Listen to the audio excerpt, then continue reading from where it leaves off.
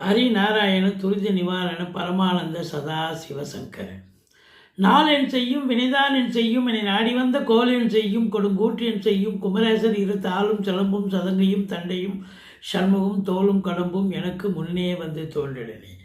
ஓம் அனுமந்தாய வித்மகே வாய புத்திராய தீமகே தந்தனோ மாருதி பிரச்சோத்யாத் பட்டீஸ்வரம் ஸ்ரீ விஷ்ணு துர்க்கையே போற்றி. உலகெங்கிலும் வாழ்ந்து கொண்டிருக்கும் ஸ்ரீராம் ஆஸ்ட்ரோ யூடியூப் சேனல் நேயர்களுக்கு டாக்டர் சைதை ராஜாவின் அன்பான வணக்கங்கள். நாம் இப்பொழுது இந்த எபிசோடில் வார ராசி பலன்கள் ஆகஸ்ட் 31 முதல் செப்டம்பர் 6 வரைக்கும் உள்ளடக்கிய நாட்களுக்கு கிரகங்கள் ஒவ்வொரு ராசிக்கும் எப்பேற்பட்ட பலனை வழங்கப் போகிறது என்பதை பார்க்க போகிறோம். இந்த வாரம் முழுவதும் வளர்பிறை நாட்கள். எங்களுடைய வீடியோ பிடிச்சிருந்தால் லைக் பண்ணுங்கள், ஷேர் பண்ணுங்கள், சப்ஸ்கிரைப் பண்ணுங்கள், மறக்காமல் சப்ஸ்கிரைப் பண்ணுங்கள்.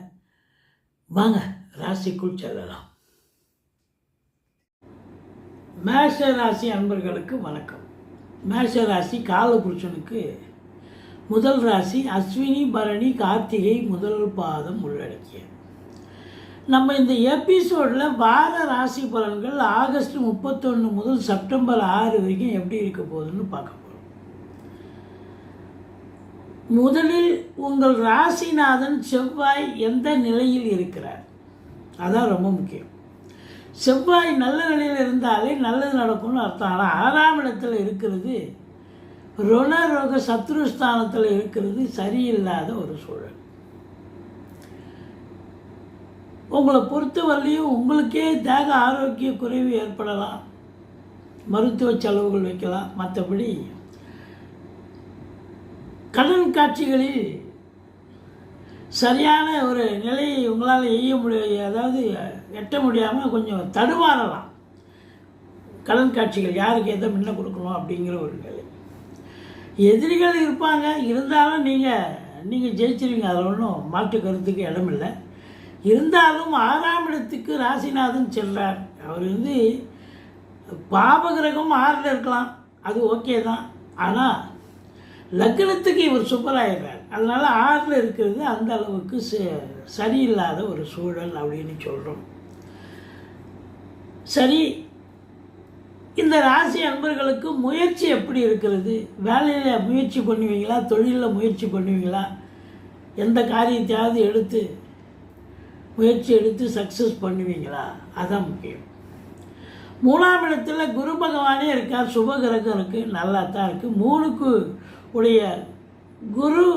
3க்குடைய புதன் சிம்மத்தில் சூரியன் வீட்டில் சூரியனோடு சேர்ந்திருக்கார். அப்போ நீங்கள் எடுக்கிற முயற்சிகள் தொழில் நிமித்தமாக சரி, உத்தியோக நிமித்தமாக இருந்தாலும் சரி, இல்லை ஏதாவது ஒரு காரியம் சாதிக்கணும் அப்படின்னா அப்படி நீங்கள் நிச்சயமாக உங்கள் முயற்சியை திருவினையாக்கும் நல்லா வெற்றி பெறக்கூடிய ஒரு அமைப்பு அப்படின்னு சொல்லலாம். சரி, வேலை விஷயங்கள் தொழில் விஷயங்கள் எப்படி இருக்க போகிறது? வேலை விஷயம் தொழில் விஷயம் அப்படின்னு சொன்னாலே உங்களுக்கு 10ஆம் இடத்தை பார்க்கணும். 10ஆம் இடத்த அதிபதி சனி 12ஆம் இடத்தில் இருக்கிறார்,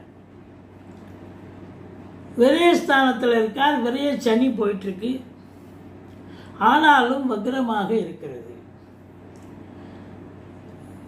இந்த 10க்குடையவன் சனி வக்ரமாக இருந்தால் தொழில் நல்லா தான் போகும், ஒன்றும் பிரச்சனை இல்லை. ஆனால் வக்ரம் அடையுது பார்த்தீங்களா, உங்கள் திருப்திக்கு அது சரியாக போகாது. தொழிலில் எப்பவுமே தொழில்காரகன் சனி பகவான் வக்ரம் அடைஞ்சால் எந்த ராசிக்கும் தொழிலில் ஒரு ஏற்ற இறக்கங்கள், தொழில் சரியாக போகாது, உங்கள் திருப்திக்கு சரியாக இருக்காது அப்படின்னு சொல்லணும். அதையும் தாண்டி உங்களுக்கு ஒரு ப்ளஸ் பாயிண்ட் என்னன்னா 11ஆம் இடத்துல ராகு இருந்து குரு பார்வையில் இருக்கார். இது சூப்பருங்க. இது நல்ல ஒரு நிலையாக இருக்கிறதால தொழில் ரீதியாக நீங்கள் நல்ல ஒரு தொழிலை நல்லா கண்காணித்து நல்லா அதிகப்படியான உழைப்பை சிந்தித்து நல்ல ஒரு சம்பாத்தியத்தை பார்க்க போகிறீர்கள். அளவில்லாத சம்பாத்தியம், அதாவது ஒரு நல்ல ஒரு இரட்டிப்பு வருமானம் கண்டிப்பாக வருமா அப்படின்லாம் கண்டிப்பாக வரும். வெளிநாடு போகணும்னு நினைக்கக்கூடியவர்களுக்கு, இந்த மேஷ ராசியில் பிறந்த அன்பர்களுக்கு தாராளமாக போகலாம். இதில் மேஷ ராசியில் அஸ்வினி, பரணி, கார்த்திகை முதல் பாதம் அடங்கியிருக்கிறது. இந்த நட்சத்திரத்தில் பிறந்தவர்கள் வெளிநாட்டு பயணம் உங்களுக்கு அற்புதமாக அமையும். அது தொழில் நிமித்தமாக இருந்தாலும் சரி, உத்தியோக நிமித்தமாக இருந்தாலும் சரி, இல்லை உயர்கல்விக்காக சென்றாலும் சரி, சிறப்பாக அமையும், நல்லா இருக்கும். அப்போது 11ஆம் இடம் சிறப்பாக இருக்குது அப்படின்னு சொன்னால், அப்போ பணம் வரவு சிறப்பாக இருக்கும். பணம் வந்தால் 10 வந்துடும். குடும்பத்தில் அமைதி, நிம்மதி, சந்தோஷம், குதூகலம் இதெல்லாம் ஏற்படும் அப்படின்னு சொல்லலாம். உங்களுக்கு 2க்குடையவன் 2க்கும் 9, அதாவது 2க்குடைய சுக்கிரன் 4ஆம் இடத்துல இருக்கார். சிறப்பு தான். அப்போது இப்போ நல்ல பண வரவு இருக்கும். குடும்பத்தில் அமைதி, நிம்மதி, சந்தோஷம், குதூகலம் நிச்சயமாக இருக்க போகிறது. நல்லா தான் இருக்குது.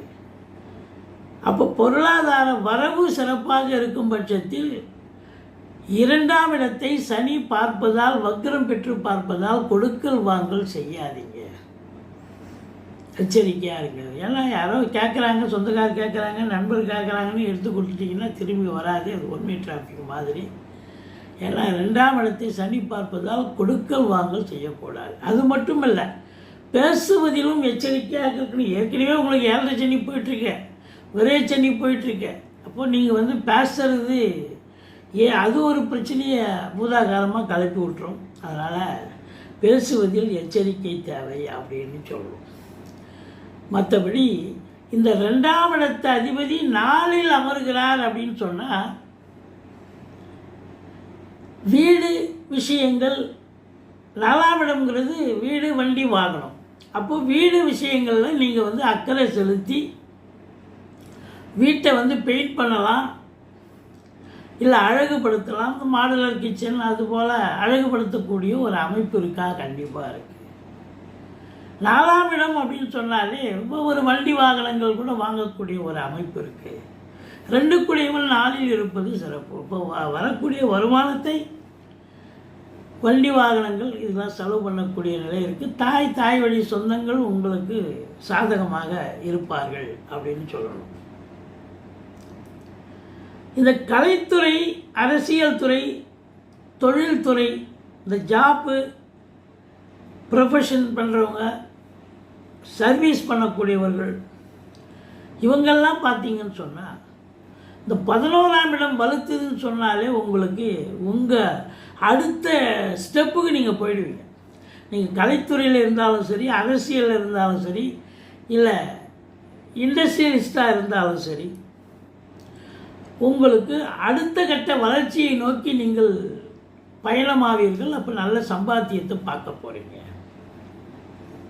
சரி, நான் ஜாப்பில் இருக்கேன், ஒரு சர்வீஸ் பண்ணிகிட்ருக்கேன், கவர்மெண்ட் சர்வீஸு இல்லை ப்ரைவேட் சர்வீஸு அப்படின்னு சொன்னால் உங்களுக்கு எப்படி இருக்கும் அப்படின்னு பார்த்தீங்கன்னா, சிறப்பாகவே இருக்கும். ஒன்றும் ஏன்னா 11ல் ராகு இருந்து குரு பார்க்குறாருன்னா, இப்போ அந்நிய பொருளாதாரம் வீடு தேடி வரப்போகிறது. உள்நாட்டு வாணிபம், வெளிநாட்டு வாணிபம், ஏற்றுமதி இறக்குமதியாளர்கள், ஷேர் மார்க்கெட்டில் இன்வெஸ்ட் பண்ணுறவங்க, இவங்களுக்கெல்லாம், அதாவது share market, race, lottery, online business, trading பண்ணக்கூடியவர்கள், மியூச்சுவல் ஃபண்டு, இதில் இன்வெஸ்ட் பண்ணக்கூடியவர்களுக்கு ஒரு சூப்பரான ஒரு காலகட்டம் அற்புதமாக இருக்க போகிறீங்க. நல்ல சம்பாத்தியத்தை பார்க்க போகிறீங்க அப்படின்னு சொல்லணும். இதில் உங்களுக்கு 5க்குடைய சூரியன் 5ல் போய் அமர்ந்திருக்கிறார். அப்போ பிள்ளைகளுடைய நிலை சிறப்பாக இருக்கும், பிள்ளைகளுடைய கல்வி நிலை சிறப்பாக இருக்கும். நீங்கள் சந்தோஷமாக இருப்பீங்களா? சந்தோஷமாக இருப்பீங்க, எந்த ஒரு குறையும் இல்லை. மற்றபடி உங்களை பொறுத்தவரையிலும் 5ஆம் இடம் ஆட்சி பெற்றிருக்கு சூரியன் அப்படின்னு சொன்னால், குலதெய்வத்துடைய அனுகிரகம் பரிபூர்ணமாக கிடைக்கக்கூடிய ஒரு காலகட்டம். பிள்ளைகளுடைய வளர்ச்சி, கல்வி மேன்மை சிறப்பாக இருக்கும். குழந்தை பாக்கியத்துக்காக காத்து கொண்டு இருப்பவர்கள் மருத்துவத்தின் உதவியோடு காத்திருக்கிறவங்களுக்கு சரி, ரொம்ப காலமாக இல்லை குழந்தை பாக்கியம் அப்படின்றவங்க கூட பார்த்தா நல்ல ரிசல்ட் வரக்கூடிய ஒரு அமைப்பு இருக்குது அப்படின்னு சொல்லணும். இந்த 6ஆம் இடத்தில் இருக்கும் செவ்வாய் ராசிநாதனை சனி பகவான் பார்க்கிறார். இது நல்லதா அப்படின்னா, முண்டேன் அஸ்ட்ராலஜியில் பார்த்தீங்கன்னா இது பூகம்பம் வரும், அப்புறம் சுரங்கத்தில் மண் சரிவு இருக்கும், இல்லை மழை பெஞ்சு மண் சரிவு வரும். செவ்வாய் அப்படின்னும்போது சில பிரச்சனை, செவ்வாய் சனி காம்பினேஷன் வந்தாலே, பார்வை இருந்தாலே சில பிரச்சனைகளை சொல்லணும். இப்போ நம்ம என்ன சொல்லணும் அப்படின்னு பார்த்தீங்கன்னா, சனி தொழில்காரகன், செவ்வாய் உங்களுக்கு ராசிநாதன் ஆயிடுறார். அதனால் ஏதாவது ஒரு ரீதியாக உங்களுக்கு, ஏன்னா அவர் 12ல் உட்காந்துருக்கார் சனி பகவான், உங்களுக்கு உடல் ரீதியாக ஏதாவது பிரச்சனை வரும், அடிபடும். இந்த மிஷின் ஆப்ரேட்டர், டிரைவர், இரும்பு சம்பந்தப்பட்ட உபகரணங்களை பயன்படுத்தக்கூடியவர்கள், இல்லை சுரங்கத்தில் வேலை பார்க்கலாம், இல்லை பெட்ரோல் பங்கு, பூமிக்கு அடியில் வேலை பார்க்குறவங்களும் சரி, கலைஞர்களாக இருந்தாலும் சரி, கட்டடங்களில் வேலை பார்ப்பாங்க, கொஞ்சம் ஸ்லிப்பாச்சுன்னா கீழே வந்தால் கை கால் அடிபடும். இதுபோல் உங்களுக்கு இந்த வாரம் ரொம்ப விழிப்புணர்ச்சியாக இருக்கணும். செவ்வாய் சனி பார்வை உங்களை கூட பண்ணிடும், ஏதாவது ஒரு பிரச்சனை ஏற்படுத்தி விடும். மற்றபடி உங்களுக்கு இந்த 4ஆம் இடம் சுக்கிரன் இருக்கார். இப்போ 4ஆம் வீட்டு அதிபதி சந்திரனை பற்றி நம்ம பேசணும்னு சொன்னால், முதல் ஆரம்பத்தில் இந்த வாரம் விருச்சிகத்தில் இருக்கார், நீச்சமாக தான் இருக்கார். முதல் 2 நாளுக்கு கொஞ்சம் படிக்கிற பிள்ளைகள் சிரமப்படும். அதுக்கப்புறம் 6ல் இருந்தாலும் குரு பார்வையில் இருக்கிறது 7ஆம் இடத்தில், அதாவது 6னாக்கா அந்த கடகத்துக்கு 6ஆம் இடம், தன் வீட்டுக்கு 6ஆம் இடம். அதாவது முதல்ல சந்திரன் நீச்சம் அடைகிறார் 8ஆம் இடத்துல.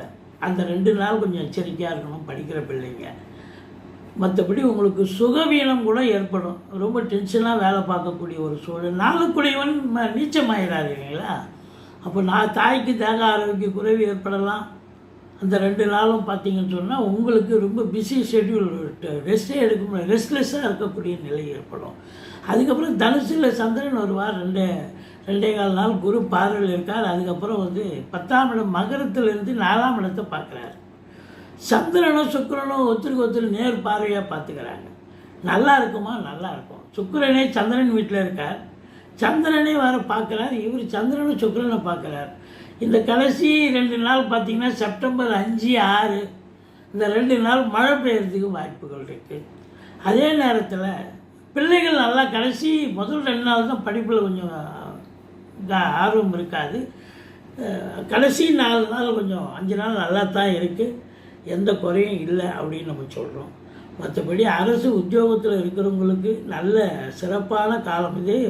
10ஆம் இடத்து அதிபதி சனி சம்பந்தப்பட்ட இரும்பு தொழில் தான் பண்ணணும்னு இல்லை. மேஷராசி அன்பர்கள் காவல்துறை, தீயணைப்புத்துறை, மருத்துவத்துறை, இராணுவத்துறை, இப்படி நிறைய அரசு இதில் யூனிஃபார்ம் போட்டு, அதாவது மெடிக்கல் ஃபீல்டில் கூட இருக்காங்க, ப்ரைவேட் செக்யூரிட்டியாக கூட இருக்காங்க. இவங்கெல்லாம் கூட பார்த்திங்கன்னா என்ன, செவ்வாயினுடைய ஆதிக்கம் தான் 10ஆம் இடம் எப்பவுமே இதுவாக இருக்கும். அதனால் உங்களை பொறுத்த வரலையும் நீங்கள் அரசாங்கத்தில் வேலை பார்க்குறவங்களுக்கு சிறப்பான காலம்.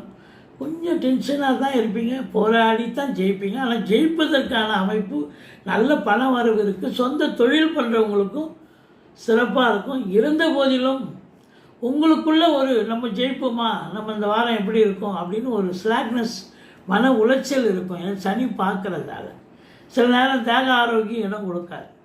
மற்றபடி ஒன்றும் குறை கிடையாது. இந்த மேஷ ராசி அன்பர்களுக்கு ஆகஸ்ட் 31, 1ஆம் தேதி, செப்டம்பர் 1ஆம் தேதி சந்திராஷ்டமம் வர்றதால ரொம்ப எச்சரிக்கையாக இருங்க. நீங்கள் வணங்க வேண்டிய தெய்வம் செவ்வாய் 6ல் போய் சென்று விட்டார், மறைந்து விட்டார்னு சொல்லணும். அப்போ அதுக்கு என்ன ரெமெடி அப்படின்னா, என்ன பரிகாரம் அப்படின்னு பார்த்தீங்கன்னா, உங்களுக்கு பொறுத்தவரையிலையும் முருகப்பெருமானை வணங்குங்கள், கந்த சஷ்டி கவசம் சொல்லுங்கள், வாழ்க்கை வளமோடும் நலமோடும் அமையப் போகிறது.